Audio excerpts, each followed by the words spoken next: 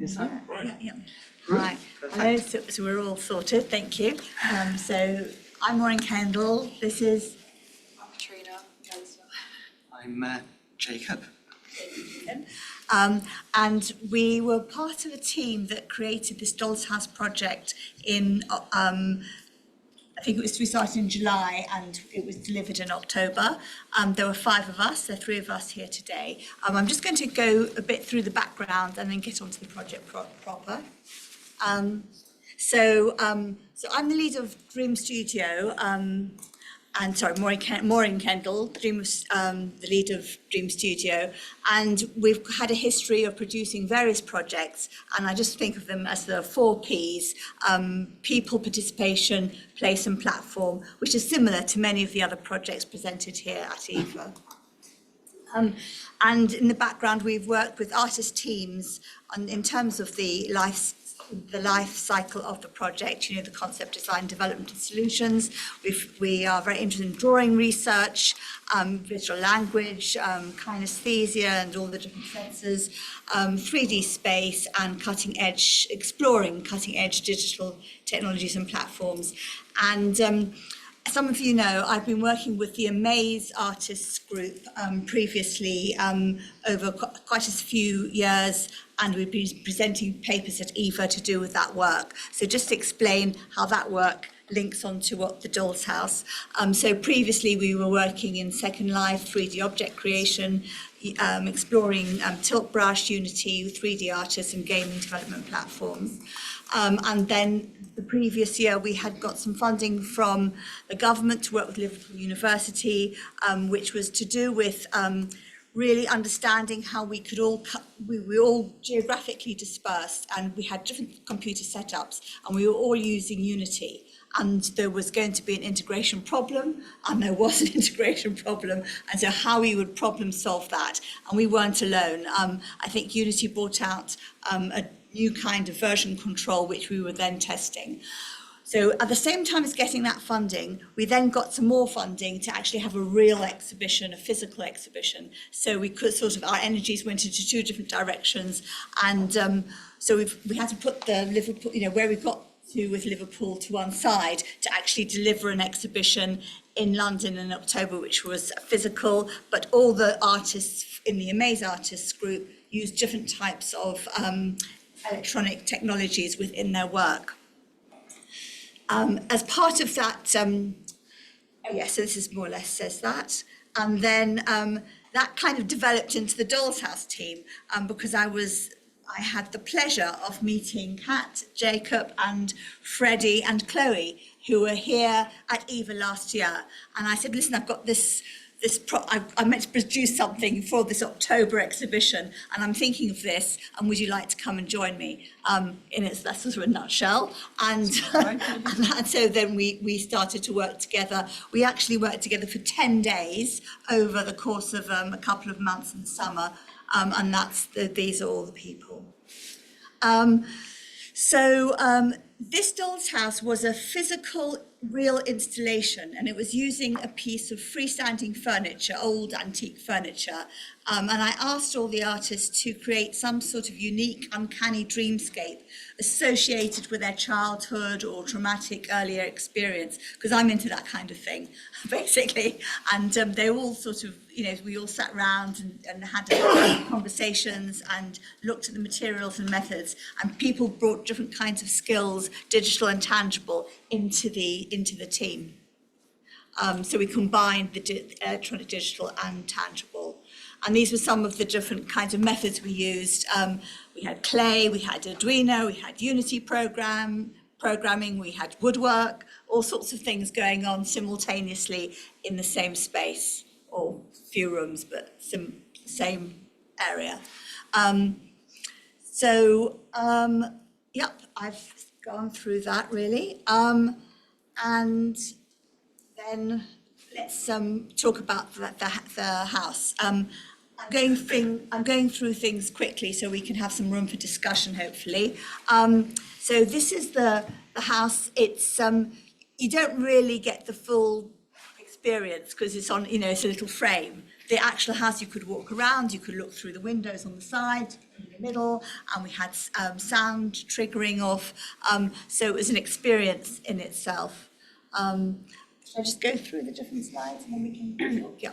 So this was Freddie Saunders' work, and this was Jacob's.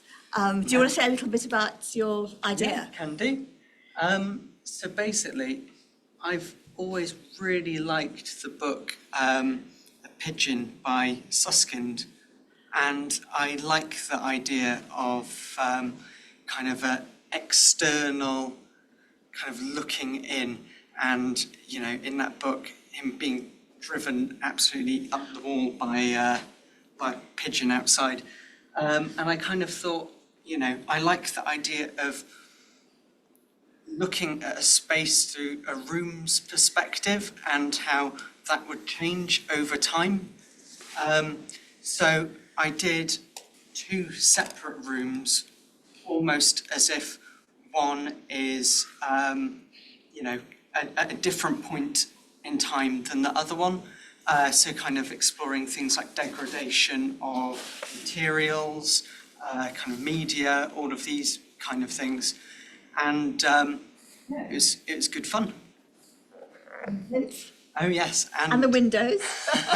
Oh yeah, and I absolutely butchered this lovely piece of furniture, sticking all of the windows and various bits in and building a plinth to raise the viewing height of everything. So that was quite good fun. I got to make a big mess and make lots of noise. So over to so this was the room that I worked on, and I guess the kind of essence of the project was all to do with childhood and nostalgia, and I think where my family are all Irish, and I was linking it back to this idea of language and the lost languages, and how technology has almost deprived us of cultural heritage, and how we inherit our own history. Things like Gaelic is not it's an Irish language, and it's not particularly well known anymore. So I was going down that kind of route with my room that I was exploring, which is why it's completely black and white, just to kind of show that the essence is being lost from it. And there's just nonsense and scribbles on the wall, basically. your curtains. Yeah, the curtains as well, coming out of the side of the windows, and the wallpaper were filled with language that doesn't actually exist. I kind of just made it up. And there's small Easter eggs throughout the room that kind of link to the same idea. Like the books inside on the bookshelves all have writing and scriptures as well within them. All just kind of linking back to this idea of not being able to preserve heritage and culture through nostalgia. And then so that was one room I worked on, which was a bit different because I'm quite a more creative technologist, so I don't particularly dabble in very tactile work. So this was bits outside of my comfort zone, but it was very fun. And then the other room that I helped out with was with the audio itself, the actual project. So using what should I use? I've forgotten the name of the Adobe software. Unity. Adobe to put the audio together.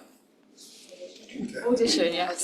So yeah, using Audition, we collated a bunch of audio that we collected ourselves from things like the beach and places we have memories of. Team collage, really. Yeah, And yeah, we had like younger children and family members like talking, things like that. So we collated this kind of music that we put together, and then yeah, using Arduino software and Unity, we made a me and Chloe Maybanks. We put together a motion triggered room at the heart of the doll's house, which allowed people as they walked past to hear the audio, but it was triggered through motion. Can I just say something about the collaborative working? Because I was there sort of watching as Jacob and Kat spoke about both of them having access to Gaelic and Celtic languages, Welsh and Irish. And there was very interesting conversations around the room about the contents of the things that we were doing, and also about the technology, and people worked in sub-teams to collaborate with each other. So I really enjoyed that, watching that exchange. It's quite an interesting contrast, really, because I mean, your family kind of grew up and came from Ireland, and you grew up living in London. Yeah. Whereas I grew up in Wales in a very rural area, very kind of Welsh speaking, and kind of moved to London only after I became an adult. And it's quite an interesting contrast, having grown up within a very kind of Welsh Celtic culture compared to your experience of growing up in a community outside of your homeland. No, it's true. It's like my family, I think, have struggled to pass on that heritage and culture because of moving. Whereas when you've grown up surrounded by that culture. It's like a part of your identity. Whereas I struggle to find it within my identity because it's and lacking. this is very relevant because the actual exhibition in which we were showing the work was all to do with migration and transitions, how people move and culturally and geographically. So this is Chloe Maybank's piece of work with she worked with Kat on this. So then we had those two sensors and a little drawer, and within the drawer there was the electronics, which at the back there was the Unity on a computer. So we were able to put sensors in to trigger various things like lighting and audio and so on. And these were my rooms, and I was interested in the river, the garden, and a liminal staircase that would be a place of transition. And also, I was very interested we were interested all to capture the audience response. So these are some of the design insights we had. I don't know if you want to talk about any of those. Anything that triggers your any learning that you Well, I think one of the things that I enjoyed doing the most was the motion reactive audio, like compiling it together with our own like memories and audio, but then also having that kind of link where the audience trigger it is almost like triggering a memory in itself. So I think that was my favourite part of the project. It was a bit tricky. We had to get it going. It was a bit technical fiddly. trick, but it was fun. And what about you? Anything that you want to talk about? Yeah, I mean, it was a fun project to work on. I think that the way that the object was converted from being a chest of drawers into a doll's house was quite an interesting process. And that idea of reusing materials, I mean, there's quite a few technical problems with the fact that the thing that we used was really quite old. So actually converting it was difficult because the materials had become quite hard and difficult to work with. If which was quite a fun problem to tackle, and making things in a way that fitted everyone's individual expectations of what they wanted to do with the space. So, you know, there was a lot of time spent to building kind of digital mock-ups of how we wanted it to look so that we could come to some form of consensus before doing any kind of damaging work to the actual piece itself, which, you know, it's good fun. We used Freddie did a lot of InDesign work after our initial drawings.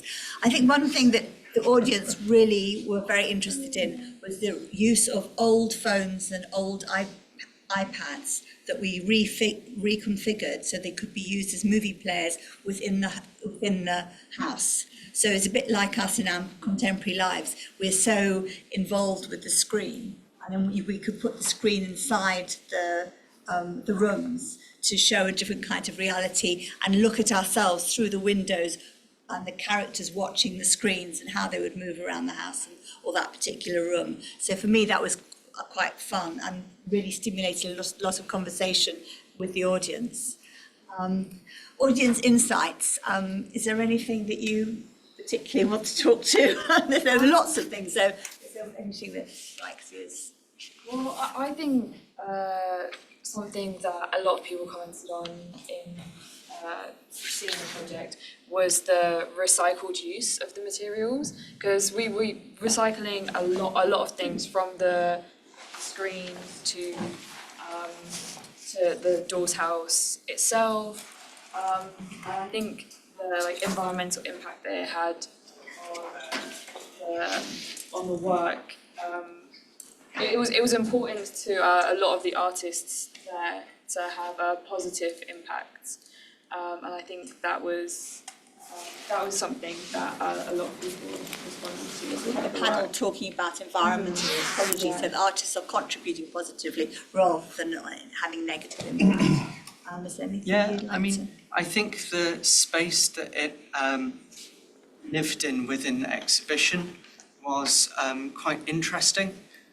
Because in the APT Gallery, there was kind of an opening section, quite a long but, you know, relatively wide kind of space that then opened up into a larger gallery area.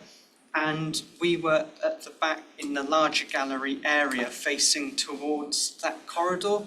So it was quite interesting to watch people interacting it, you know, with the private view and various kind of times, because, you know, it was kind of hidden from a lot of people until they kind of got into the space, and it was quite gratifying to see people going up and interacting with things and wanting to kind of touch everything in a tactile but hopefully not damaging way.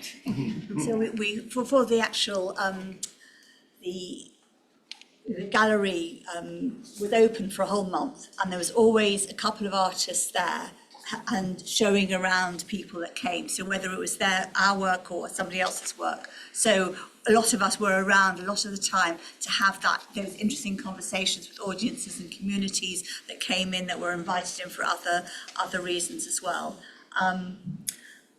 There were about 350 groups or individuals came in and touched a button on the wall to say that they came in with some feedback. So sometimes there were a whole family, sometimes there was a whole, I don't know, it's like a Somalian group of, you know, a woman who did sewing or something. They would all come in and they touched it once. So there was definitely over 350 people engaging with the space and with the exhibits. But that's how it was evaluated, which might be interesting. Should we move on? So as Dream Studio, we're always interested in new projects and funding opportunities. This whole project could be developed into a stage 2. So I've been going around the world, giving lectures and doing other things too in New Zealand and Australia, Japan and so on the last few months. And I picked up some interesting insights to do with other multimedia installations and so on. And there were just 2 references that I thought were quite interesting. So I just put them here. I'm very happy to share those with you all if you're interested. And these are the more recent publications, and these are the ones from previously. And that's us. And whoops, there should be a question. There should be a slide that says questions. Maybe it's this one. Yes, questions and discussions. Here we go. Questions and discussions there. So, open to you. Any questions or points of discussion you'd like to talk to us about? I'd just like to make an observation actually, because I'm part of a new course, Creative Media. So could you speak a bit louder? Oh, sorry. I'm a part of a new course up in Hertfordshire. We're developing a new Creative Media Arts course. And it's just really nice to see your presentation, because it's getting me thinking of how do we collaborate with the students, how do we work with them, rather than just lecturing to them. So I just really enjoyed your presentation. Yes, thank you, because I was many years as an academic as well as somebody in the field, and I did some papers called Making It Real. So I was always very interested as an academic to actually involve the younger people that I met, artists or students, in the projects, because then you get a really interesting, more interesting conversations going around. Yeah, you've so much teaching around it, what you've done. But I love the centre point of the dollhouse. I feel like I could take some things away from this, so thank you.